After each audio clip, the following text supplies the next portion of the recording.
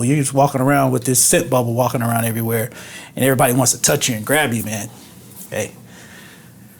But you don't want to have the wrong type of chemistry or something that's affecting the fragrance, and then you're walking around with this bubble that's saying, "Get away from me." People are like, "Whoa, what's that?" And you smell like, some hot sauce mixed with some lemon mixed with fart or something like that.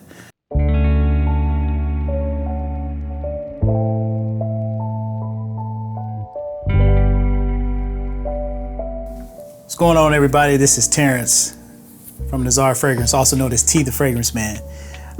Today I want to talk to you guys about body chemistry, all right, in fragrance. A lot of times it's not really explained in depth, so we're going to go into it. But I want to start off with something that we can connect it to. Anybody know about, like, in cooking, right? Let's talk about specifically, let's say, Thai food. In Thai food, you got sweet, salty, sour, right? You have those elements, right?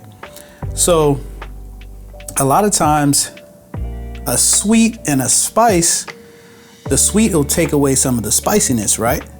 So, and it'll make a nice blend, okay? Versus just having the spice and the sour, which can be very off-putting, right? It's kind of like being musty and adding musk right on top of musk. It's kind of funny. So anyway,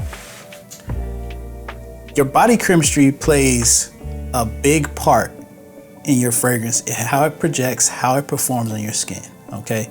First and foremost, you want to be putting fragrance on clean skin, okay? You want to take that shower. While you're wet, you want to come out and you want to moisturize either with a unscented oil or like a mild oil like an apricot oil or an almond oil. Almond is really good because it adds a little bit of a nuttiness, but it's not too strong. Or shea butter, simple shea butter, rub it on. And what you want to, what that does, the oil content allows your fragrance to stick longer, okay?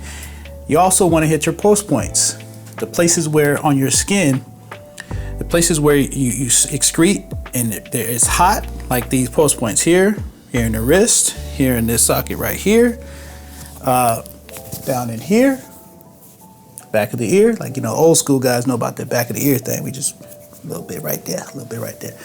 So those are some of the places you want to put it, right? But if you have medication, let's say somebody that's like taking some really high intense antibiotics, a fragrance is going to react. A lot of times it can go off negative, or not necessarily negative, but some of the notes won't react as somebody else's skin that's not taking medication. Okay, I had a customer, right, where she would, same fragrance, okay, she would spray here, this pulse point, spray on this pulse point, and if you smelled her, creamy, sweet over here, the fragrance, the notes were completely different. That I still couldn't even fully explain. I think she had a medication that she was using, but typically, if you're a person that eats a lot of, like, say for instance, somebody that eats like nothing vegetable, you're a vegan, versus somebody that eats a lot of meat or a combination of meat and vegetables, your fragrance is going to smell different because your skin, your sebum in your skin is excreting a different chemistry, a different pheromone, okay? And that fragrance is going to react differently, okay? So also, certain fragrances have animalic notes, some have all vegan formula. So it also depends on the fragrance and how the fragrance affects your particular skin, all right? Sometimes I see that for my skin tone, the more darker, the more sensual notes really throw off my skin the best. Like the frankincense, the myrrhs, if it has that in it, off the top. The ambers, vanilla, sandalwood, dried fruits, dates, oh my gosh, pear, pineapple, that's my vibe, right? So try, if you have similar skin tone, try to see if those fragrances work on your chemistry better than others, okay? Don't stick to just, guys, fresh, clean. Man, try something else out, man. Try some gourmands, try something with depth, or try a blend, okay? But again, back to what I was saying, chemistry has a lot to do with it. Make sure you're clean skin, make sure you oil up, right? And then add your fragrance to your pulse points. And sometimes you want to spray on it before you put a shirt on, spray there. And as you warm up, because as your skin warms up to where you put that fragrance, as the sweat mixes, it really starts to throw off a lot better. Okay, your sillage, the bubble, you're just walking around with this scent bubble walking around everywhere, and everybody wants to touch you and grab you, man.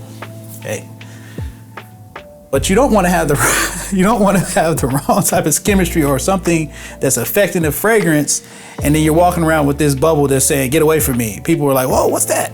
And you smell like, you know, some hot sauce mixed with some lemon mixed with fart or something like that.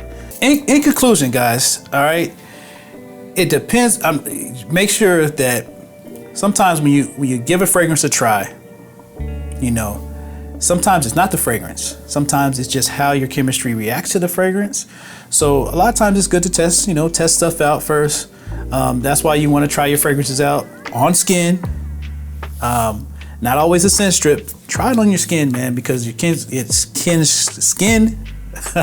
skin chemistry is everything.